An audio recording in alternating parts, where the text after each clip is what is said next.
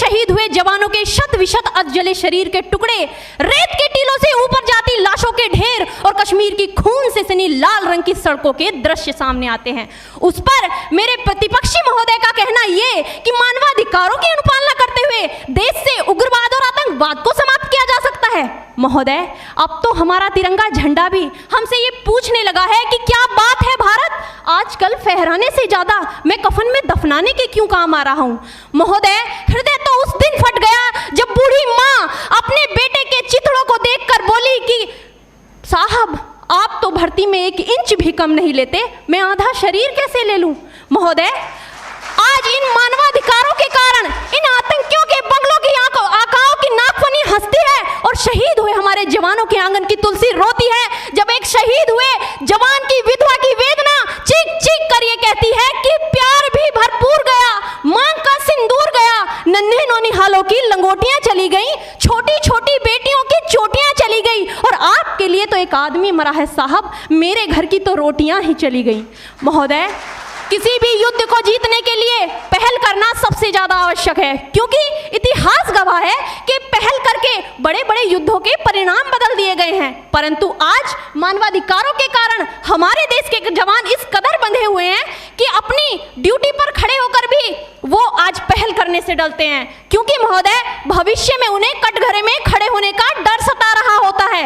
वो ये जानते हैं कि चाहे एक उग्रवादी की राइफल से निकलने वाली गोली को ये तय करना पड़े या ना पड़े कि वो किसे लगेगी, लेकिन हमारी राइफल से निकलने वाली हर गोली को ये निर्णय लेना पड़ता है कि चाहे वो किसी निर्दोष को लगे, दोषी को लगे या ना लगे, परंतु किसी निर्दोष को नहीं लगनी चाहिए। यदि ऐसा हुआ तो ना तो ये समाज हमें छोड़ेगा, ना ही तिल का ताड़ बनाने वाली ये मीडिया हमें छोड़ेगी। और महोदय, मानवाधिकार के तले किसी जवान को दबाकर युद्ध के मैदान में छोड़ देना कोई वीरता नहीं, एक आत्महत्या है। क्योंकि महोदय, फूल को श्रृंगार दो ये मुमकिन नहीं और एक वीर को झनकार दो ये मुमकिन नहीं। जो हाथ बांधे सेना के, ऐसे मानवाधिकार का पालन संभव नहीं।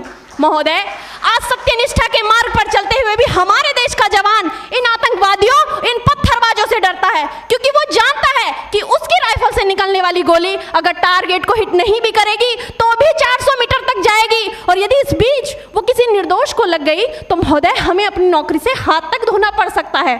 और महोदय, अपनी नौकरी को बचाने की खातिर एक जवान आज ये सोचता है कि चाहे सांप मरे या ना मरे, परंतु लाठी नहीं टूटनी चाहिए, क्योंकि आज हमारे देश के हालात कुछ ऐसे हो गए हैं कि चिरागों को हवाओं में उछाला जा रहा है, हवाओं पर भी रोब डाला जा रहा है। अरे हम ही तो बुनियाद है आंतरिक सुरक्षा की, और आज हमें ही नौकरी से निकाला जा रहा है। महोदय, जब पुलवामा में 44 जवान शहीद हुए, छत्तीसगढ़ में 76 जवान शहीद हुए, तो कोई भी मानवाधिकार की दुहाई देने वाला हमारे पक्ष में आकर खड़ा नहीं हुआ। परंतु जब जेएनयू विश्वविद्यालय में एक देशद्रोही के द्वारा भारत तेरे टुकड़े होंगे, अफजल हम शर्मिंदा हैं जैसे देशद्रोही नारे लगते हैं, तो सारे मानवाधिकार के ज्ञाता आकर उसके पक्ष में खड़े हो जाते हैं। तभी तो क्या कहा था उस देशद्रोही ने कि तुम एक अफजल को मारोगे, हर घर से अफजल निकलेगा। तो मैं भारत की बेटी अपनी भारतीय सेना की तरफ से आज ये ऐलान करती हूँ कि उस घर में घुसकर मारेंगे जिस घर से अफजल निकलेगा, वो कोख नहीं पलने देंगे जिस कोख से अफजल निकलेगा। उठो देश के वीर जवानों, तुम सिंह बनकर दहाड़ दो और एक तिरंगा झंडा उस कन्हैया के सीने में गाड़ दो। महोदय, अंत में अपनी वाणी को विराम की ओर ले जाते हुए मैं सिर्फ इतना ही कहना चाहूंगी कि मुझे अफसोस है अपने देश की न्यायिक प्रक्रिया पर, जहां आज भी रात के 12 बजे अजमल कसाब जैसे आतंकी के लिए सर्वोच्च न्यायालय के दरवाजे खोल दिए जाते हैं। ऐसे देश से मानवाधिकारों की अनुपालना करते हुए आतंकवाद और उग्रवाद से कभी नहीं निपटा जा सकता।